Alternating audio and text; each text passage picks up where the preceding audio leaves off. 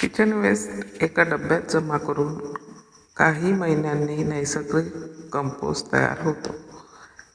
या प्रक्रियेला कंपोस्टिंग म्हणतात. आपण रोज स्वयंपाकघरातून निघणारा ओला कचरा, जसे भाजीचे देठ, फळांचे साले, चहापत्ती सरळ फेकून देतो. पण हाच किचन वेस्ट एका डब्यात जमा करून काही महिन्यांसाठी ठेवल्यास तो नैसर्गिक कुजतो आणि याचे सेंद्रिय खत तयार होते. हे खत झाडासाठी खूप उपयुक्त आहे आणि मातीची गुणवत्तासुद्धा वाढवते आणि पर्यावरणाचं संरक्षणसुद्धा होतं.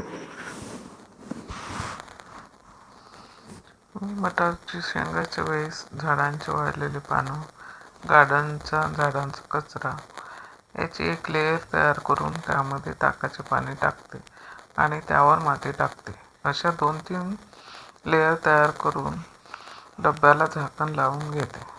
2-3 महिन्यासाठी एका उबदार जागेत ठेवते.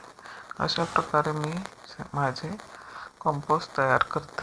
थँक्यू.